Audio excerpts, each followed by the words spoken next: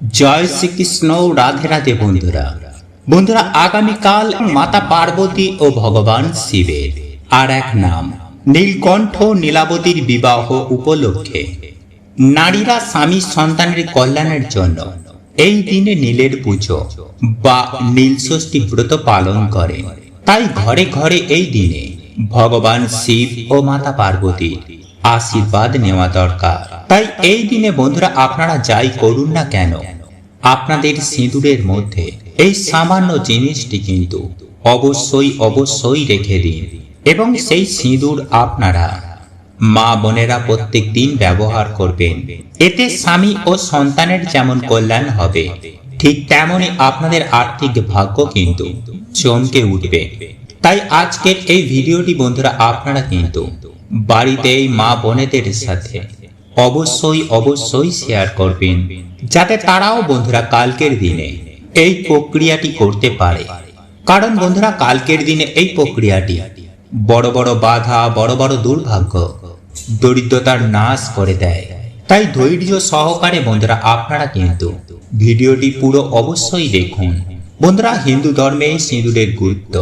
আর আপনারা যদি আমাদের চ্যানেলে এখনো পর্যন্ত নতুন হয়ে থাকে, তাহলে চ্যানেলটি সাবস্ক্রাইব করে পাশে থাকা নোটিফিকেশন বেল আইকনটি ক্লিক করে রাখুন। তাহলে নতুন কিছু জানতে পারবেন, নতুন কিছু শিখতে পারবেন। চলুন এইবার মূল আলোচনায় প্রবেশ করা যাক। তবেই মূল আলোচনায় প্রবেশ করার আগে ওম নমঃ শিবায়, হর হর মহাদেব, জয় শ্রীকৃষ্ণ, রাধে রাধে লিখে কমেন্ট অবশ্যই করবেন। বন্ধুরা, স্বয়ং দেবাদিদেব মহাদেব নিজেই বলেছেন, তারা যদি এই দিনে দেবাদিদেব মহাদেবের এই গুপ্ত মন্ত্র একবার উচ্চারণ করতে পারে, তাহলে তাদের জীবনে সকল বাধা ম্যাজিকের মতন দূর হয়ে যাবে।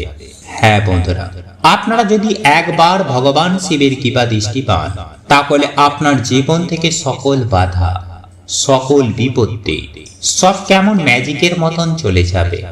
বন্ধুরা, আমরা সকলেই জানি যে ভগবান শিব খুব অল্পতেই প্রসন্ন হন, আবার কিছু সামান্য ভুলেও তিনি আপনার ওপরে রুষ্ট হতে পারে। তাই বন্ধুরা, আজকের ভিডিওতে আমরা জানব যে এমন কোন গুপ্ত মন্ত্র যার সাহায্যে আপনি খুব সহজে ভগবান শিবকে প্রসন্ন করতে পারেন। বন্ধুরা, আমরা সকলেই জানি যে দেবী পার্বতীর অপর নাম অপরাজিতা। এছাড়াও ধুতুরা ফুল ও ধুতুরা ফল ভগবান শিবের খুবই প্রিয়। তাই এই জিনিস যদি এই মাসে আপনি শিবলিঙ্গে অর্পণ করতে পারেন, তাহলে স্বয়ং দেবাদিদেব মহাদেবের আশীর্বাদে আপনার জীবনে থাকা সকল বাধা বিপত্তি কেমন ম্যাজিকের মতো দূর হয়ে যাবে। এছাড়াও আপনি শিবলিঙ্গে এই দিন বেলপাতা অবশ্যই দেবেন। বন্ধুরা, যদি ভক্তি সহকারে আপনি এটি করতে পারেন, তাহলে আপনার সকল মনস্কামনা স্বয়ং দেবাদিদেব মহাদেব পূর্ণ করবেন। যাই হোক বন্ধুরা, এই মন্ত্রের কথা ভগবান স্বয়ং মাতা পার্বতীকে এই দিন বলেছিলেন।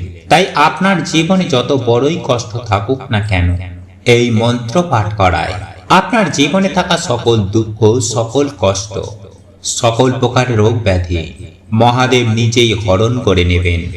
তাই এর জন্য আপনারা বাড়িতে যেমন শিব পুজো করেন, ঠিক তেমনই শিব পুজো করার পর মহাদেবের কাছে হাত জোড়ো করে নিজের সকল মনস্কামনা জানাবেন।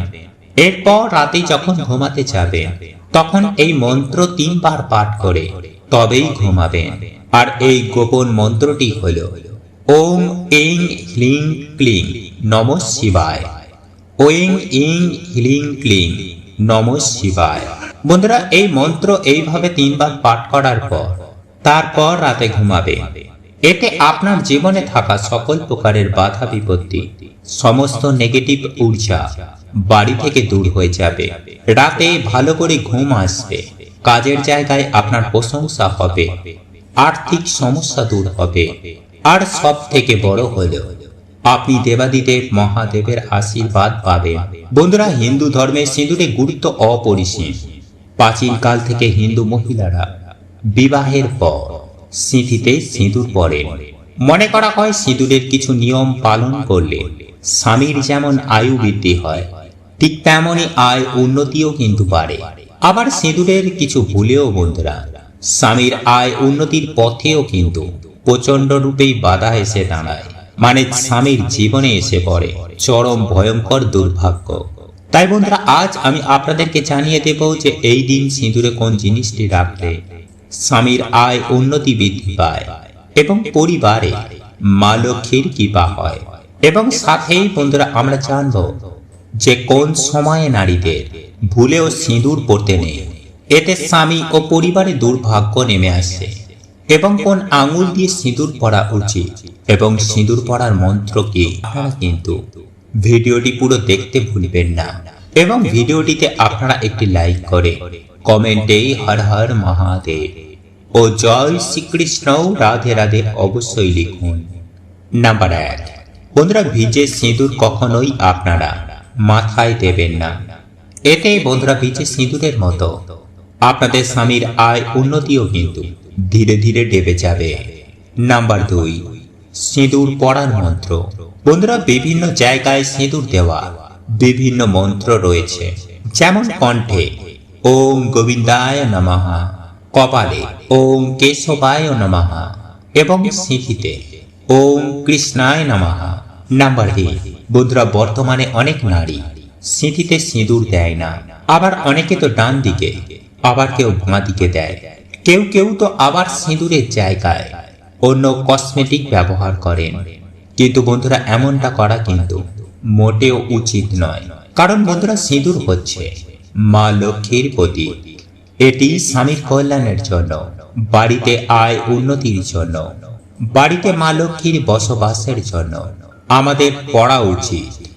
নাম্বার 4, বন্ধুরা কোনো দ্বিতীয় ব্যক্তির কেনা টাকায় কিন্তু আপনারা ভুলেও সিঁদুর পরবেন না এবং নিজের সিঁদুর আপনারা কারোর সঙ্গে শেয়ার করবেন না। এছাড়াও আপনারা কোনো বিধবা মহিলাদের সামনে সিঁদুর পরবেন না, এতেই বন্ধুরা তাদের দুর্ভাগ্য আপনারা না জেনেই আপনাদের জীবনে ডেকে আনবেন। নাম্বার 5, হাত থেকে সিঁদুর পড়ে গেলে আপনারা কি করবেন। বন্ধুরা শাস্ত্র বলছে যে হাত থেকে সিঁদুর পড়ে যাওয়া মোটেও কিন্তু এটি কোনো শুভ সংকেত নয়।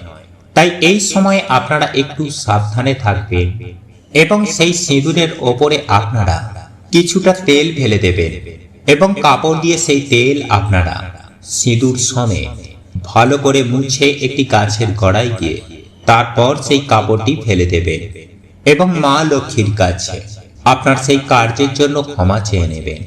নাম্বার 6, বন্ধুরা স্বামীর আয় উন্নতির জন্য, বাড়িতে সুখ শান্তি সমৃদ্ধির জন্য আপনারা মাতা পার্বতীকে কিংবা মা দুর্গাকে কিছুটা সিঁদুর অর্পণ করে সেই সিঁদুর থেকে আপনারা কিছুটা সিঁদুর নিয়ে নিজেদের সিঁদুরে মিশিয়ে সেই সিঁদুর আপনারা স্বামীর কল্যাণের কথা ভেবে আপনারা প্রত্যেক দিন স্বামীর আয় উন্নতির কথা চিন্তা করে সেই সিঁদুর ব্যবহার করবেন। এছাড়াও বন্ধুরা যদি আমাদের বাড়িতে কেউ মারা যায়, অর্থাৎ ওষুধ চলাকালীন সেই সময় বাড়ির মহিলাদের সিঁদুর ব্যবহার করতে নেই এবং তর্জনী আঙুল দিয়ে সিঁদুর পরলে বাড়িতে শান্তি বাড়ে এবং মধ্যমা আঙুল দিয়ে সিঁদুর পরলে স্বামীর আয়ু বৃদ্ধি হয়।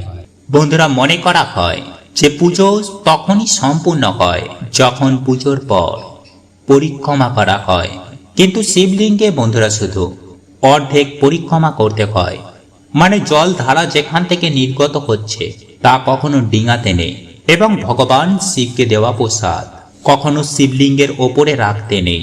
প্রসাদটি আপনারা কোনো পাত্রে রেখে ভগবানের পায়ের কাছে তা রেখে দিন, কিন্তু ভুলেও আপনারা শিবলিঙ্গের ওপর ভগবানকে প্রসাদ নিবেদন করবেন না। বন্ধুরা এই দিনে আপনারা যদি ভগবান শিবের প্রিয় ফুলগুলির মধ্যে যে কোনো একটি ফুল যদি নিবেদন করতে পারেন, তাহলে নতুন বছরে আপনাদের মনোবাসনা মনস্কামনা সুনিশ্চিতভাবে পূর্ণ হবেই হবে। হ্যাঁ বন্ধুরা, আর এই পছন্দের ফুলগুলির মধ্যে এই গোলাপ অন্যতম। তাই যদি বন্ধুরা আপনারা এই দিনে ভগবান শিবের নামে বা ভগবান শিবকে যদি আপনারা এই গোলাপ ফুল অর্পণ করতে পারেন, তাহলে বন্ধুরা আপনাদের প্রেম সম্বন্ধ ও ধন সম্পত্তিতে বন্ধুরা আপনারা সফলতা প্রাপ্ত করবেন। এছাড়াও বন্ধুরা আপনারা যদি এই দিনে শিবজিকে এই ফুল অর্পণ করতে পারি, তাহলে বন্ধুরা আমরা সুস্থ শরীর ও অভিশাপ থেকেও আমরা মুক্তি পেয়ে যাই। নাম্বার 2, বেল ফুল। বন্ধুরা এই দিনে ভগবান শিবকে বেল ফুল অর্পণ করলে যে মনস্কামনা মনোবাসনা কিছুতেই পূর্ণ হচ্ছে না, তা ভগবান শিবের কৃপায় খুব তাড়াতাড়ি পূর্ণ হয়ে যায় এবং জীবন থেকে নানান রকমের বাধা বিপত্তি এতে নাশ হয়। নাম্বার 3, বন্ধুরা যদি আপনাদের জীবনে বিভিন্ন রকমের বাধা বিপত্তি লেগেই রয়েছে, কোনো কাজেতেই আপনারা সফলতা প্রাপ্ত করতে পারছেন না, তাহলে বন্ধুরা আপনারা এই দিনে শিবলিঙ্গে চামেলি ফুল যদি অর্পণ করতে পারেন, তাহলে বন্ধুরা এই সমস্যা থেকে আপনারা সুনিশ্চিতভাবে মুক্তি পেয়ে যাবেন। নাম্বার 4, ধুতুরা ফুল।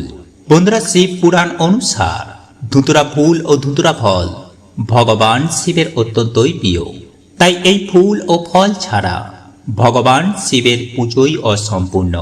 তাই যদি বন্ধুরা আপনারা এই দিন যে মনোবাসনা মনস্কামনা নিয়ে এই ফুলগুলির মধ্যে যে কোনো একটি ফুল অর্পণ করবে, তাহলে ভগবান শিবের আশীর্বাদে সেই মনোবাসনা মনস্কামনা খুব তাড়াতাড়ি পূর্ণ হবে।